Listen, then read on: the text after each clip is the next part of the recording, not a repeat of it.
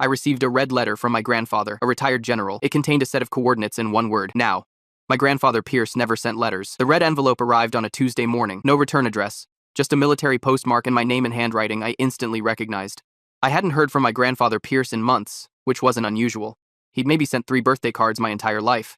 I tore it open at my kitchen counter. Inside was a single sheet of military letterhead with coordinates written in Pierce's precise handwriting: 47.2033 degrees north, 121.8842 degrees west.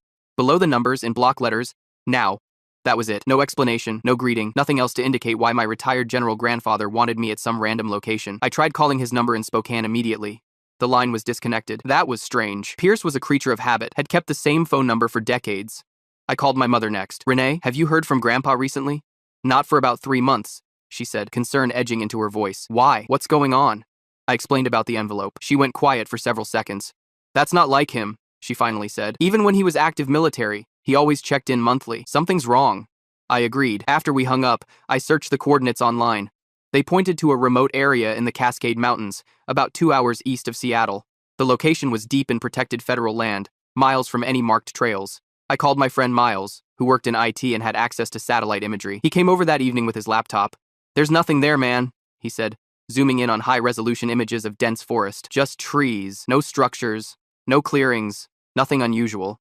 I stared at the red envelope, now spread open on my coffee table. Why would he send me to the middle of nowhere? "Why?" Miles shrugged. "Military stuff? Secret government business? Your grandfather was a general, right?" "Yeah, but he's been retired for years." I picked up the paper again, studying the handwriting. "This is definitely from him, though."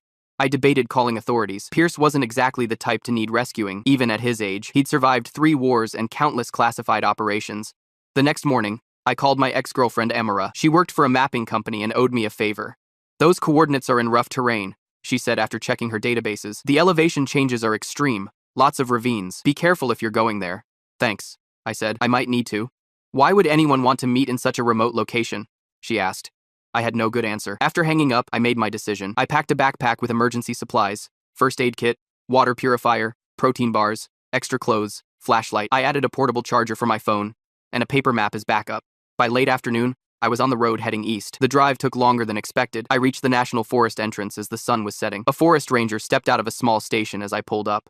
"Park closes at dusk," she said, approaching my window. Her nameplate read, Faith. I showed her the coordinates. "I need to reach this location. It's important." She frowned at the paper. "That's in a restricted area. There's been some erosion damage, unsafe for hikers." "My grandfather asked me to meet him there," I said. "It's urgent." Faith studied my face for a long moment. "The logging road will get you partway. After that, you're on foot for about 3 miles. She hesitated before continuing. "Watch for the yellow markers. Stay on that path. Some areas are restricted." Her tone made me uneasy. "Restricted how?" "Just government stuff. Research stations. Watershed protection." She handed back the paper. "Be careful out there. Cell service is non-existent." I thanked her and drove through. The logging road was rough, barely maintained. My car bounced over ruts and rocks until I reached a weathered trail marker. This was as far as I could drive. I checked my watch. Still a couple hours of daylight left, enough time to hike in before dark if I hurried. I shouldered my backpack and started walking. The forest grew denser with each step. The trail was barely visible, just occasional breaks in the underbrush. I kept checking my phone's GPS. The signal was weak, but still functioning. According to the map, I was heading directly toward the coordinates Pierce had sent. What would I find there? Why had he summoned me to this remote wilderness? The questions kept circling in my mind as I hiked deeper into the forest. The sun was sinking lower. I picked up my pace. Whatever was waiting at those coordinates, I was determined to find out. I drove the logging road until my car couldn't go any farther. The sun was sinking fast behind the mountains. I grabbed my backpack and started hiking, using my phone's GPS to follow the coordinates Pierce had sent. The forest grew thicker with each step. Branches snagged at my clothes as I pushed forward. Yellow trail markers appeared occasionally, just as Faith had mentioned. I hiked for nearly an hour. My boots were caked with mud, and sweat soaked through my shirt despite the cool mountain air. The coordinates showed I was getting closer. That's when I heard it. A low mechanical hum, almost imperceptible at first. I stopped to listen. Definitely machinery. The sound grew louder as I continued forward. That made no sense. Miles' satellite images showed nothing but wilderness here. I checked my GPS again. Less than half a mile to go. The mechanical sounds intensified. Heavy equipment, engines running, metal striking metal. The trail suddenly opened to a small clearing. I froze at what I saw ahead. An 8-foot chain-link fence stretched in both directions, topped with concertina wire. Yellow warning signs were posted every 20 feet. Private property. Authorized personnel only. Use of deadly force. Authorized. This wasn't on any map. I approached cautiously, staying within the tree line. Beyond the fence was a massive construction site. Earth-moving equipment carved into the hillside. Concrete trucks lined up near what appeared to be a tunnel entrance. Workers in hard hats moved with purpose around the site. I counted at least 50 people. Some operated machinery, while others carried materials into the tunnel. This was clearly a major operation. I pulled out my phone and took several photos. The signal was weak, but still working. I sent the images to Miles with a quick text. Found this at the coordinates. What the hell is going on? My phone rang almost immediately. Miles sounded confused. Dude, there's nothing in these pictures except trees and rocks, he said. Are you messing with me? I looked back at the construction site. What are you talking about? There's a huge facility right in front of me. Fences, construction equipment, workers, everything. I'm looking at your photos right now, Miles insisted. It's just wilderness, empty forest. That was impossible. I took more photos and sent them. Miles' response was the same. He saw nothing but untouched forest. I felt a chill that had nothing to do with the mountain air. Something was very wrong here. I moved closer to the fence, staying low. That's when I spotted him. Pierce. My grandfather stood near a cluster of temporary trailers, examining blueprints spread across a folding table. He wore army fatigues and was surrounded by 3 men in dark suits. I nearly called out to him. Then one of the suited men pointed at something on the blueprints, and Pierce nodded. They looked serious, focused on whatever project this was. Pierce suddenly looked up, scanning the perimeter. His eyes locked with mine across the distance. I thought he'd look surprised, but he didn't. He held up 5 fingers, then pointed to his left. The message was clear. 5 minutes. Meet me there. I nodded and backed away into the trees. Pierce returned to his conversation as if nothing had happened.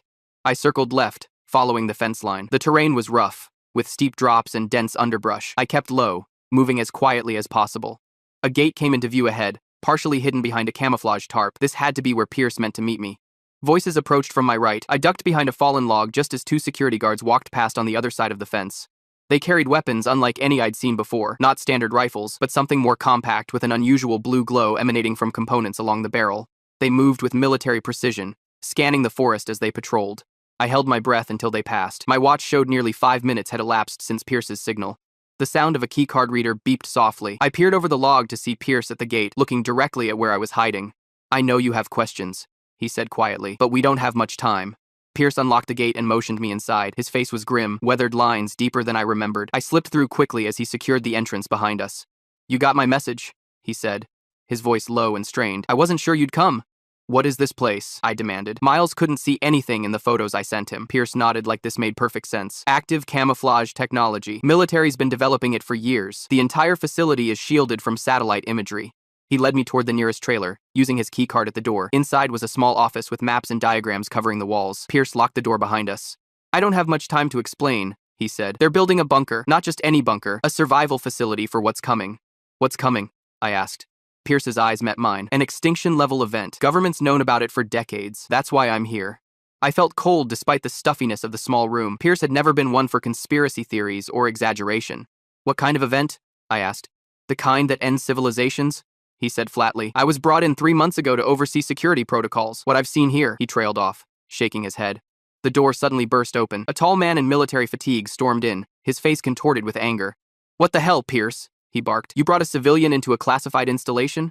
Pierce stood his ground. This is my grandchild, Terrell, the one I told you about. Terrell's eyes narrowed as he studied me. You had no authorization. This breaches every protocol we established. Someone needs to know the truth, Pierce said. Someone outside the program who can be trusted. Terrell stepped closer. The director will have your head for this, and worse for your guest. The door opened again. A thin man in an expensive suit entered, flanked by 2 security guards with those strange weapons I'd seen earlier. General Pierce, the man said coldly. I'm disappointed, after everything we've shared with you. Pierce nodded toward him. Jonah, I made a judgment call. Jonah turned to me. Do you have any idea what you've stumbled into? The consequences for witnessing this operation are severe. I felt my mouth go dry. My grandfather sent me coordinates. I came to find him. And now you have, Jonah said. Unfortunately, that complicates things significantly. Pierce stepped between us. They're family, one of the few I trust with what we know. Jonah considered this for a long moment. Perhaps there's another approach. A demonstration might be more effective than a termination. He nodded to the guards. Take them to level 3. Let the general show his grandchild what we're preparing for. The guards escorted us out of the trailer and toward the tunnel entrance I'd seen earlier. Inside, bright industrial lights illuminated a massive excavation. We descended on a freight elevator that rumbled deep into the earth. The doors opened onto a vast underground chamber. Workers in lab coats moved between stations, filled with technology I couldn't identify. Massive tanks contained what looked like biological specimens. This is just one level, Pierce explained as we walked. There are 7 more below us. Food storage, water purification, power generation, living quarters. Everything needed to sustain 5,000 people for decades. Who gets to survive? I asked. Pierce's expression darkened. Government officials, military leadership, scientists, the people deemed necessary to rebuild. We passed through a security checkpoint into another section. This area housed what appeared to be medical facilities with operating theaters and recovery rooms. This is where they're creating them, Pierce said quietly. Creating what? I asked. Before he could answer, the workers throughout the room suddenly stopped moving. As one, they turned to stare at me. I felt a chill run down my spine. Their eyes were wrong. Too large, slightly reflective, with vertical pupils like a cat's. Their movements as they turned were too fluid, too synchronized. A man in a lab coat approached us. "I see we have a visitor," he said, his voice oddly modulated. "I'm Isaiah, chief engineer." "What's wrong with them?" I whispered to Pierce. Isaiah smiled, showing teeth that were just slightly too sharp. "Nothing's wrong. They're improved. Human hybrid prototypes designed to survive what's coming." I looked closer at the workers. Their skin had a faintly scaled texture, fingers slightly too long, with joints that bent in unusual ways. "What have you done to these people?" I asked, horror rising in my throat. "Given them a future," Isaiah said. "The coming event will make Earth uninhabitable for humans as we know them. These adaptations will allow survival." Pierce gripped my arm. "This is what I needed you to see. They're changing people, preparing a new version of humanity." I stared at the workers, noticing now how they moved with an inhuman grace, how their breathing seemed minimal, almost unnecessary. "You're part of this?" I asked Pierce, disbelief in my voice. "I was brought in to secure the facility," he said. "I didn't know the full scope until I was already inside. By then, it was too late to back out." Suddenly, alarms blared throughout the facility. Red lights flashed as a computerized voice announced a security breach. Jonah's face hardened as he checked his tablet. "Someone's been transmitting from inside the facility to a recipient named Miles." My blood ran cold. The photos I'd sent earlier. "Lock down all levels," Jonah ordered into his radio. "We have an information breach." Pierce looked at me with urgency in his eyes. "What did you do?" "I sent pictures to Miles before I found you," I admitted. "I didn't know what this place was." The security guards raised their weapons, pointing them directly at us. "This changes everything," Jonah said coldly. "Containment protocols are now in effect." The alarms blared through the facility. Pierce grabbed my arm and pulled me toward a side corridor. His grip was tight, urgent. "We need to get you out of here," he said. "Now." Guards shouted behind us. We sprinted down the hallway as red emergency lights flashed overhead. "There's an emergency exit at the end of this corridor," Pierce explained. "It leads to a maintenance tunnel that comes out in the forest." We turned a corner and saw the exit door ahead. Pierce swiped his keycard, but the reader flashed red. He tried again with the same result. "They've locked down all exits," he muttered. "We'll have to override it manually." He pulled off an access panel beside the door and started manipulating wires. I glanced nervously over my shoulder. "How much time do we have?" I asked. "Not enough," Pierce replied. "Once Jonah initiates containment protocols, they'll neutralize anyone trying to leave, including me." The door suddenly swung open. We both stepped back in surprise. Terrell stood in the doorway, blocking our escape. His eyes had changed since I'd last seen him. The pupils were vertical slits now, inhuman. "Going somewhere, Pierce?" he asked. His voice had the same strange modulation I'd noticed in the workers. Pierce moved in front of me protectively. "Let us pass, Terrell. This isn't right and you know it." Terrell smiled, revealing teeth that were definitely not human. "I've already begun the transformation. The future belongs to us now." "You're one of them," I said, the realization hitting me. "You volunteered for this." "Of course I did," Terrell replied. "When extinction comes, only the adapted will survive. The rest of humanity is already dead. They just don't know it yet." Pierce lunged forward without warning. He tackled Terrell with surprising strength for his age. "Run!" he shouted at me. "Get out through the tunnel. Tell everyone what you saw here." I hesitated for just a second. Pierce and Terrell struggled on the ground, both fighting with military precision. "Go!" Pierce yelled again. I ran through the door and found myself in a narrow maintenance tunnel. Emergency lights provided just enough illumination to see. I sprinted forward, hearing shouts and the sound of pursuit behind me. The tunnel seemed endless. My lungs burned as I pushed myself harder. Finally, I saw light ahead, the exit. I burst out into the forest. The afternoon sun momentarily blinded me after the dim tunnel. I got my bearings and started running through the trees, away from the facility.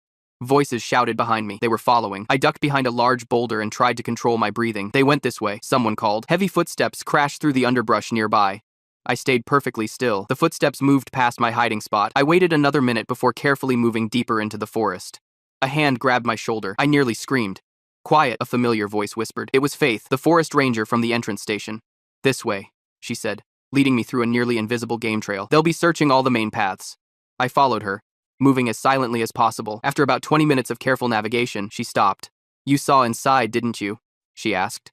I nodded. "You knew about this place?" "For years," Faith admitted. "I've been monitoring their activities, documenting everything. There are others like me watching similar facilities across the country." "My grandfather," I started. "He's still in there. He fought to help me escape." Faith's expression turned grim. "I'm sorry. If he stayed behind, he's not coming out." The reality of what had happened hit me. Pierce had sacrificed himself. I felt sick. "Your car is about a mile ahead," Faith said. "Can you make it from here?" I nodded, still processing everything. Faith handed me a small device.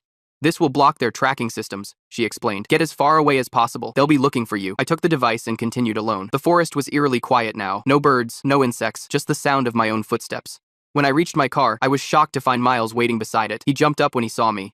"Dude, what the hell?"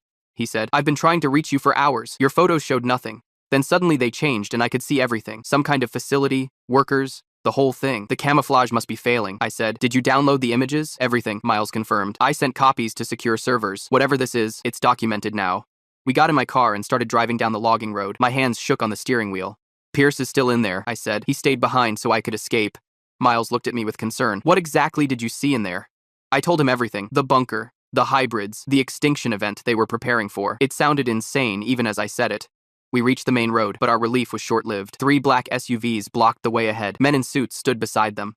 Jonah stepped forward as we approached. I stopped the car, knowing we couldn't get past. I'd like to offer you a deal, he said when I rolled down my window. The information you've acquired is classified. National security depends on its containment. You're creating human hybrids, I said. The public deserves to know. We're ensuring humanity's survival, Jonah countered. The coming event cannot be stopped. Adaptation is our only hope. He offered a tablet showing a document. Sign this non-disclosure agreement. In return, we'll provide financial security and protection when the time comes. I looked at the tablet, then at Miles. He subtly nodded, indicating the evidence was already secure. No deal, I said. Jonah's expression hardened. Your grandfather made his choice. You should consider yours carefully. My choice is already made, I replied. I reversed quickly, turning the car around. The men scrambled back to their vehicles, but we had a head start. The evidence is already out there, Miles said as we sped away. I sent everything to multiple contacts. It's too late to contain it. My phone rang. It was my mother, Renee. I answered on speaker. They found Pierce's body, she said, her voice breaking. The military says it was a training accident. They want to do a closed casket service. My grip tightened on the steering wheel. It wasn't an accident, Mom. What do you mean? She asked. I'll explain everything when I see you, I promised. Don't let them take his body. Demand an independent autopsy. After hanging up, I noticed something strange. My reflection in the rearview mirror looked different. My eyes caught the light in an unusual way. I pulled over and examined myself more closely. My pupils had changed shape slightly. Not fully like Terrell's, but definitely not normal. What is it? Miles asked. I showed him. His eyes widened. The facility, I realized. Just being there exposed me to whatever they're using to change people. Miles looked horrified. Will it spread? Is it contagious? I didn't know. I thought about Pierce's sacrifice, about the facility hidden in the mountains, about the extinction event they were preparing for. We need to tell everyone, I said. Whatever's coming, people deserve to know the truth. I started the car again. The changes in my body were just beginning. I had no idea what I was becoming, but I knew one thing for certain. The coordinates Pierce sent had changed everything, and nothing would ever be the same again.